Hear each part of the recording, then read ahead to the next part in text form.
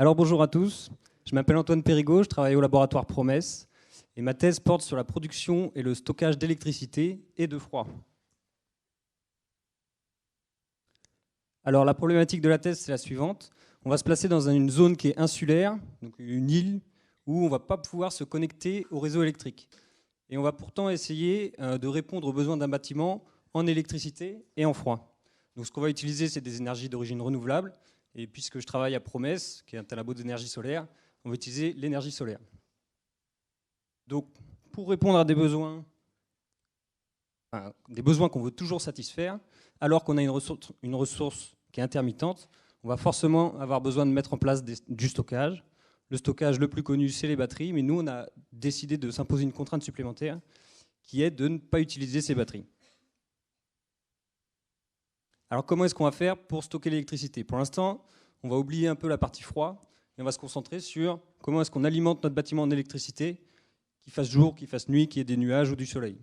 Donc l'électricité, on va la stocker et on va utiliser pour ça l'électrolyse de l'eau. Alors l'électrolyse de l'eau, vous avez la réaction chimique juste ici pour les chimistes.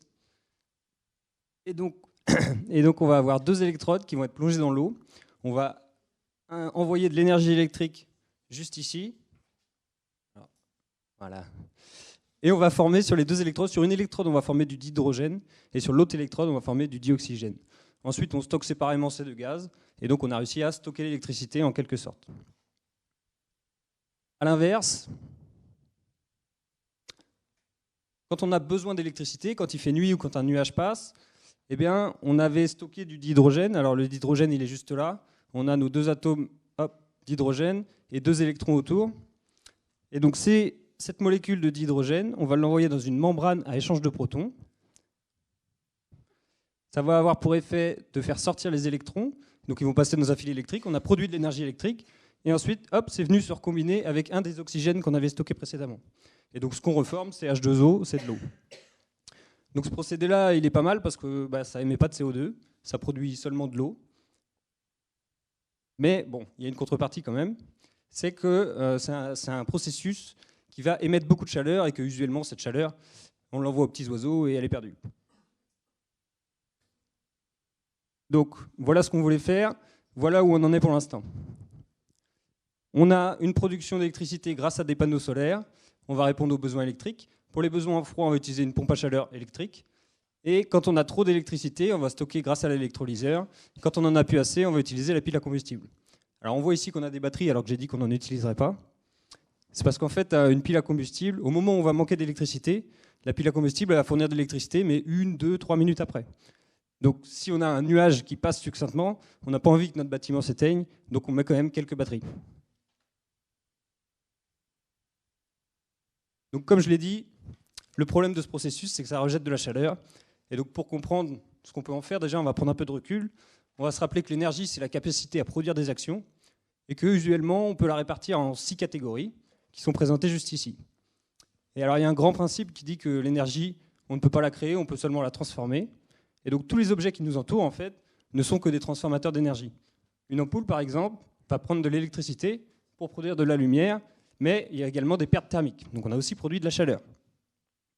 Un autre exemple avec les batteries, que ce soit les batteries de la voiture ou du téléphone, on va utiliser l'énergie chimique pour produire de l'électricité, mais on remarque aussi que ça chauffe, donc on a un dégagement d'énergie thermique. Même chose avec des panneaux solaires, et finalement, même chose avec un électrolyseur et une pile à combustible, mais en plus dans des proportions assez conséquentes. Alors ce qu'on va faire, c'est qu'on va réutiliser cette chaleur. Donc on va l'utiliser dans un système thermochimique. Un système thermochimique, qu'est-ce que c'est? Donc il y a 4 composants. Le composant principal, c'est un réacteur juste ici. Dans ce réacteur, on va avoir un sel réactif, et sur ce sel réactif, on va pouvoir venir fixer des molécules de gaz. Donc, hop, à l'état initial, on a un gaz qui est fixé, qui est lié au sel. Ensuite, on a un condenseur donc, qui va condenser un gaz, un réservoir pour stocker du liquide, et un évaporateur qui va transformer le liquide en gaz. Alors comment ça marche? On va récupérer la chaleur qui traîne dans notre système, et on va l'apporter au réacteur. Ça va avoir pour conséquence de libérer les molécules de gaz qui vont venir se condenser, et on va donc stocker le liquide dans le réservoir. Pour l'instant, on n'a toujours pas produit de froid. Donc, quand on va avoir besoin de froid, on va réutiliser le liquide qu'on avait stocké dans le réservoir, on va le faire passer dans l'évaporateur. Ici, on va avoir une production de froid, et ensuite, le gaz formé va venir se refixer dans le réacteur. Donc là, on a réussi à produire du froid à partir d'une source de chaleur.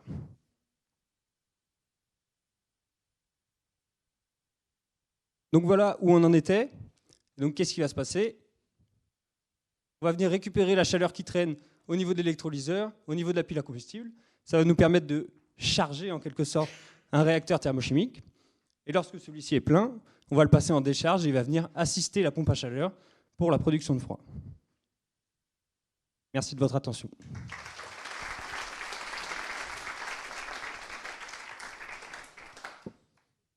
Merci Antoine. Est-ce que vous avez des questions? Du coup, sur ta dernière slide, tu dis que tu utilises un stockage haute température et qu'après tu l'utilises pour faire du froid. Est-ce que tu peux expliquer comment est-ce que ça se fait qu'on génère du froid à partir du chaud, par exemple? T'as pas suivi, toi? Quoi?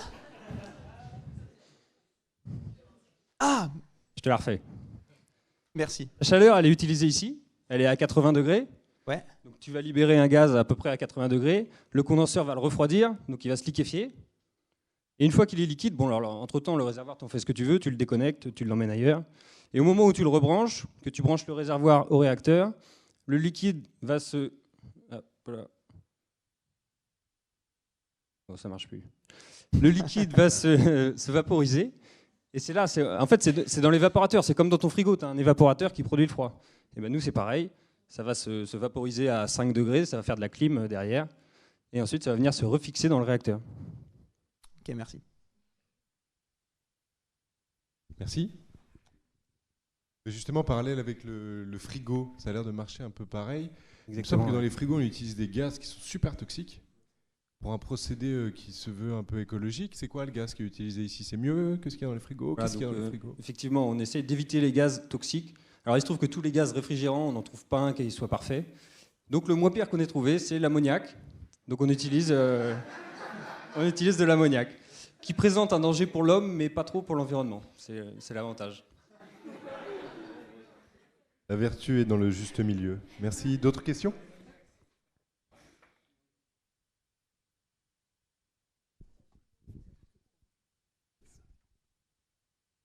Du coup, c'est quoi le sel que tu utilises dans le réacteur? Alors, justement, le couple entre le gaz utilisé et le sel qu'on met dans le réacteur est très important. On le choisit en fonction des niveaux de température. Donc nous, on a une source à 70-80 degrés, source de chaleur, et on veut produire du froid pour la climatisation, donc 10-15 degrés. Donc il se trouve que le mieux pour faire ça, c'est du chlorure de barium. Ensuite, si on veut, à Promesse, ils ont réussi à descendre jusqu'à moins 22 degrés en utilisant un autre couple que celui-là.